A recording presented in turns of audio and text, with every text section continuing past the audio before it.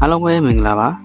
ကျွန်တော်ဒီနေ့ပြောပြမှာကတော့ကျွန်တော်ရှေ့မှာသင်ခဲ့တဲ့ live motion link အသုံးပြုနည်းအကြောင်းမှာဒီမေးများဆုံးဖြစ်တဲ့ပြဿနာတွေကိုဘယ်လိုဖြေရှင်းရမလဲဆိုတာကိုကျွန်တော်ဒီနေ့ပြောပြပေးသွားမှာဖြစ်ပါတယ်ဒီမှာဗာလေးမေးများလဲဆိုတာကတော့ကျွန်တော်တို့ extra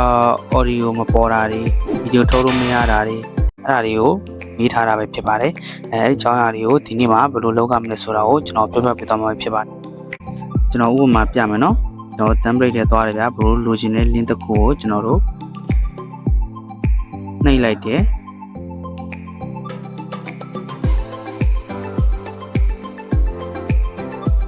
နှိပ်လိုက်ပြီဆိုရင်ဒီမှာဗျာကျွန်တော်အခုနှိပ်ရှင်းပဲဒီမှာเนาะသူပုံနေပါနေရပေါ့เนาะဒါကျွန်တော်တို့အမှန်ဆိုရင်ဒါမပါရဘူးဗျာပြီးမှထည့်ရမှာဒါ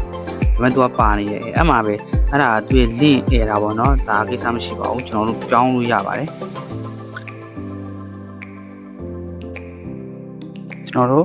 extra audio မပေါ်တဲ့ပြဿနာကိုဘယ်လိုဖြေရှင်းရမလဲဆိုတာကိုကျွန်တော်ပြောပြမှာဖြစ်ပါတယ်ကျွန်တော်တို့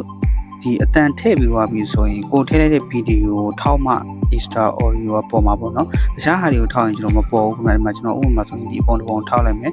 ထောက်ပြီးတော့မှအဆက်30ကိုနှိပ်မယ်ဆိုရင်သူကဗီဒီယိုမဟုတ်တဲ့အတွက်ကြောင့် extra audio ဆိုပေါ်မှာမဟုတ်ဘူးပေါ့နော်ကျွန်တော်တို့ဒါမှမဟုတ်လို့ဒီဗီဒီယိုထောက်ပြီးမှကျွန်တော်ဒီအဆက်30ကိုနှိပ်မယ်ဆိုရင်တော့ဒီ extra audio ဆိုပေါ်တယ်ပေါ့နော်အဲဆိုရင်တော့ extra audio ကိုနှိပ်လိုက်မယ်နှိပ်ပြီးသွားရင်ဒီအောက်မှာဒါအတန်ရပြီပေါ့နော်အတန်ပဲရပါဆိုဒီပုံမလို့ရတဲ့ကျွန်တော်အောက်ကခုနကထည့်ထားတဲ့ဗီဒီယိုကိုကျွန်တော်နှိပ်ပြီးတော့ကျွန်တော်တို့ဒီမှာဖြတ်လိုက်မယ်ဒါဆိုတော့ extra audio ပေါ်ပြီပေါ့နော်ကျွန်တော်တို့မပေါ်ဘူးဆိုတဲ့လူတွေကတော့ကျွန်တော်အဲ့ဒီဗီဒီယိုမနှိပ်ဖ ೇನೆ အောက်ကပုံတွေကိုနှိပ်လို့ပဲဖြစ်နိုင်တယ်ပေါ့နော်နောက်တစ်ခုကတော့ကျွန်တော်တို့ဒီလိုမျိုးထည့်ရင်လည်းပုံတွေမပါတာလို့ဘာလို့ဆိုတာက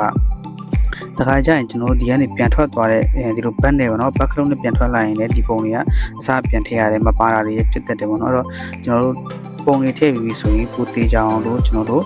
့ပြန်စစ်ကမယ်ပေါ့နော်ဒီဗီဒီယိုတစ်ပုတ်လုံးအစဆုံးကျွန်တော်တို့ကြည့်ရမယ်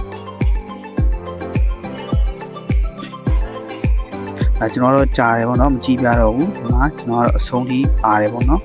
်တချို့လူတွေကြမပါဘူးဗျဒီပုံတွေရတယ်ဒီနားမှာပြက်နေတာတော့ဘာလို့ဖြစ်တယ်ပေါ့နော်ဥပမာဗျဒီပုံဆိုရင်ဒါကျွန်တော်ဖြတ်လိုက်မယ်နော်ဥပမာဖြတ်လိုက်ပြီးသူကပလေးလိုက်ဒီနားမှာမပါတော့ဘူးပေါ့နော်တခြားကျအဲ့လိုမျိုးပြက်နေတာဖြစ်တယ်ဒီနောက်ရောက်မှသူနောက်ပုံပြန်ပါတယ်အခါကျရင်ကျွန်တော်တို့ဘယ်လိုလုပ်ရမလဲဆိုတော့ဒီပုံဆိုတာဒီမှာဗျဘေးမှာသူ့ပုံလေးရဲ့အတန်းလေးရှိအဲ့ဒီပုံကအတန်အဲ့ဒီရောက်တယ်အဲ့လိုပုံစံမျိုးပေါ့နော်အဲ့ခါကျတော့ကျွန်တော်တို့ခုနကပုံမပါဘူးပုံမပါဘဲနဲ့နောက်ပုံရောက်သွားတယ်နောက်ပုံနဲ့ဒီဟန်နဲ့အစမှာသူ beat ဆိုတဲ့ဟာတွေရှိရင်တော့အဲ့ဒါချထားတယ်အဲ့ဒါကြောင့်ကျွန်တော်ခုနကဘယ်ပုံမပါတာလဲဟိုကြည့်လိုက်မယ်ကျွန်တော်ဒီပုံပေါ့နော်ဒီပုံမပါဘူးအဲ့တော့ဒီပုံလေးဒီဟာလေးကိုချက်ထောက်လိုက်မယ်ထောက်ပြီးဆွဲမယ်နောက်ကိုဆွဲမယ်ဒီနောက်တစ်ပုံပေါ်မဲ့ဒီနားပေါ့နော်ပြီးချထားတဲ့နားကိုရောက်ပြီဆိုရင်ရက်ပြီးကျွန်တော်ဒီဟာလေးကိုနှိပ်လိုက်မယ်အဲဆိုရင်ကျွန်တော်ခုနပုံကမပြတ်တော့ဘူးပုံပါလိုက်မယ်အားတည်းကြရင်ဒီ live motion ကအဲ့ဒါတက်တယ်ပေါ့နော်ကျွန်တော်တခါကျရင်ပုံတွေထည့်နေနေသူက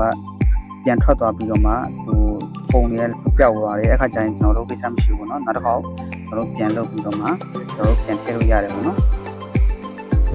်ကျွန်တော်တို့ကသူများလုပ်ပေးထားတဲ့ link ကိုလွယ်လို့သုံးတာဆိုတော့နည်းနည်းတော့ဒုက္ခတော့ခံရတာပေါ့ဗျာဒီခါကျရင်ကျွန်တော်တို့ဒီပုံတွေပါထည့်ပြီးသွားမှပြန်ပြတ်သွားတာမျိုးရှိရဲပြန်ပြတ်ပြီးတော့မှပုံအစားပြန်ထည့်ရမျိုးရှိရဲအဲ့မျိုးဆိုရင်လည်းနှစ်ခါသုံးခါတော့ပြန်ထည့်ပေးရတယ်ခင်ဗ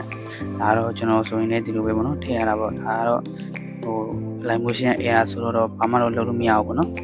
ပြီးသွားပြီဆိုရင်ကျွန်တော်တို့ဒီမှာဒီပေါ်ဟာလေးကိုနှိပ်ပြီးတော့export ထုတ်လို့ရတယ်အဲ့ဒီ export ထုတ်တဲ့နေရာမှာလည်းတချို့လူတွေပြောကြတယ်ပေါ့နော်ကြာဟို20ရာခိုင်နှုန်းနဲ့မတက်လာတော့တာတို့ဘာလို့ဖုန်းပုံတွေကြတော့ကျွန်တော် effect တွေထဲမှာအများကြီးသုံးထားတဲ့အတွက်ကြောင့်ဖုန်းမနိုင်တော့သူ10 20တခါကျရင်